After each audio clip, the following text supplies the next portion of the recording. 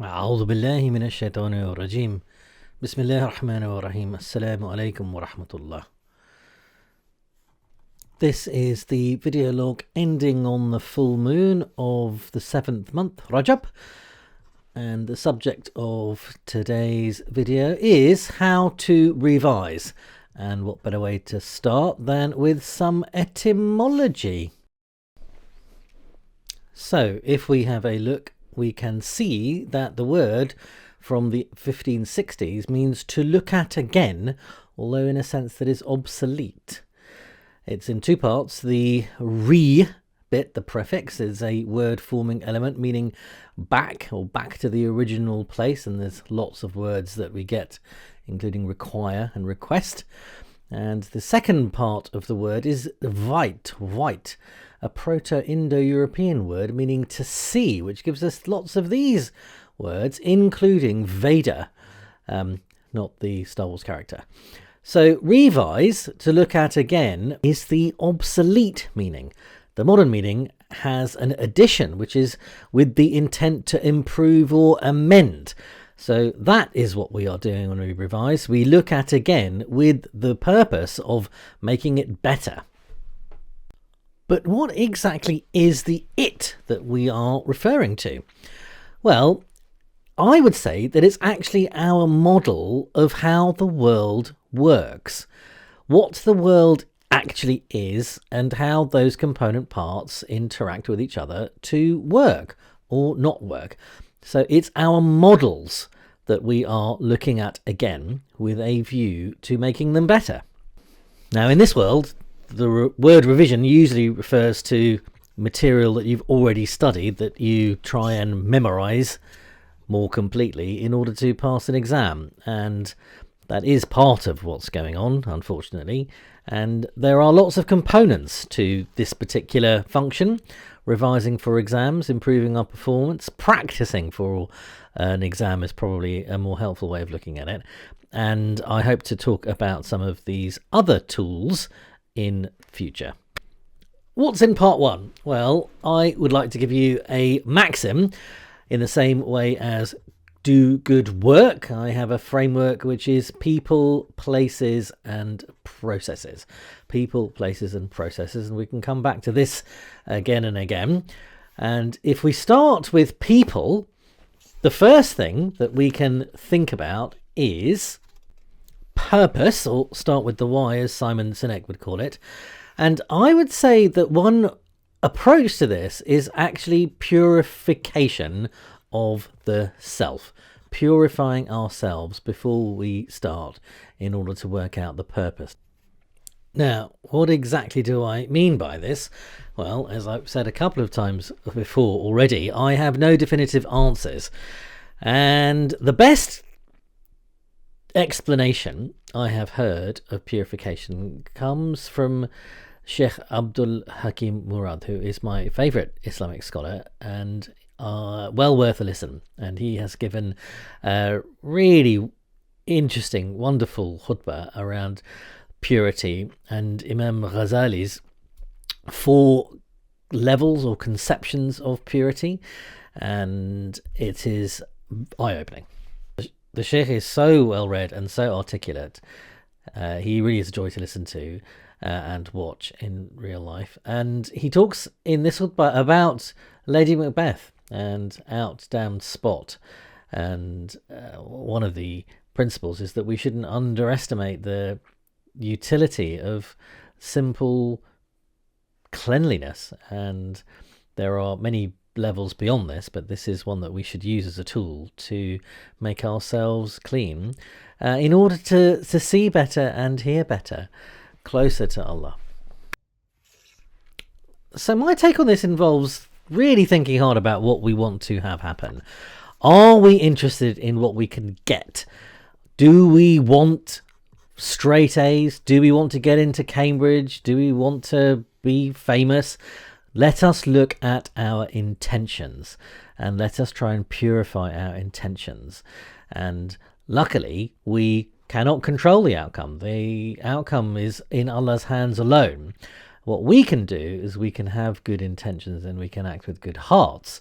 So our niyyah is critical. We are rewarded for our niyyah, not what ends up happening. And it's important to remember that as we study.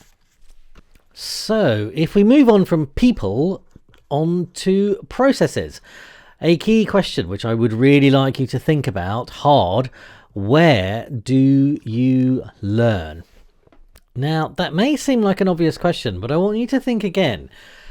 What is learning? It's not an obvious answer, actually, and think about all the different types of learning that you have experienced. Cricket, or juggling, or pop stars, or friends, or whatever it is. There's all sorts of things that mean more than just what goes on in books and schools. So ask yourself, where do you want to spend your time learning? What kind of a place do you want to make that allows you to learn really rapidly and really funly, if that's a word, and really profoundly? So what does your learning space look like? Here is one of mine. I call it the Observer Lab, and this is a mobile desk in the form of a briefcase, which once I know where it is, I can take to other learning spaces. So this is the camper van, which means I can basically go anywhere I can drive to. All right, so what's your learning setup going to be like? Send me your pictures. Okay, next thing, let's talk about processes. And I'm going to start with routine, or routines, which is very interesting now that we have computers and algorithms to think about as well. So this one's got some interesting etymology. It comes from two parts, root and een. And route is a customary course of action, a beaten path from the original word route from 1200, so a long time ago, meaning a way or a road. That is Old French, route, from the Latin rupta, via, as in a road opened by force or cut through, like a path in a forest. From the past participle of rompere, to break. That's quite interesting. So a quick detour into rupture, the breaking of a vein or fracture of an arm, from the Proto-Indo-European root rump, to break, which is where we get corrupt from. So it's quite interesting, isn't it, that routine, which originally meant to kind of forge new ground or a new path, has now come to mean a customary course of action, a mechanical sequence of events. So the path becomes embedded by the way that you use it. It becomes structural change, not just a temporary phenomenon or an electrical change, if we want to talk about the neuroscience. So here are a couple of quick examples. This is a daily routine on waking. Noticing the sun or the light of the dawn, the Salah Fajr prayer, a stretch, a recitation, which is inconsistently performed, I have to say, followed by some writing in a notebook. Now, I originally started doing these particular routines because of an author called Michael Hyatt, who I like very much. He had 4 routines: a wake and a sleep routine at the beginning and the end of the day, and then a start work and stop work, or a start up and shut down at the beginning and the end of the work day. And I tried this, but I don't actually know where work begins and the day begins, meaning I don't have such a clear boundary between getting up and working. And I'd quite like my goals to kind of sit within my whole life, not just my work life. So I'm actually now trying to work out a rhythm that involves not the beginning and the end of the work day, but the segments of the day between the 5 Salah.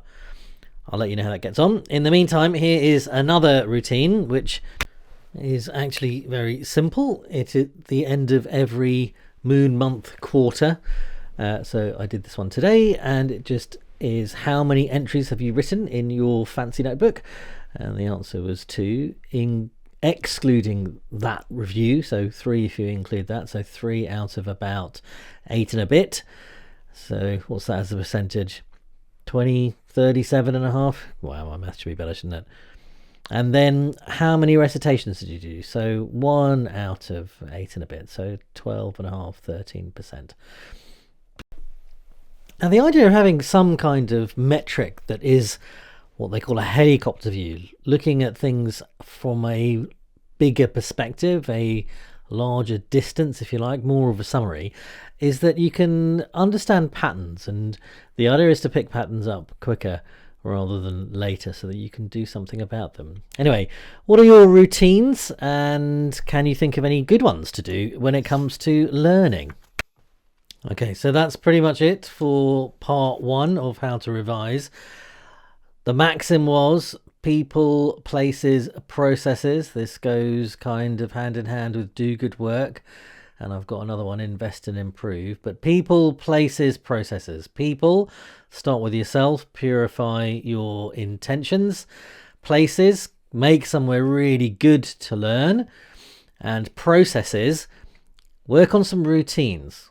What's in them? When do you do them? Okay, so that's it for part 1.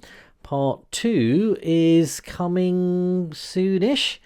I have a couple of ideas about what to go in there. If you have something in particular you'd like to see and hear about, please let me know. In the meantime, happy learning, and may Allah give you blessings, mercy and light.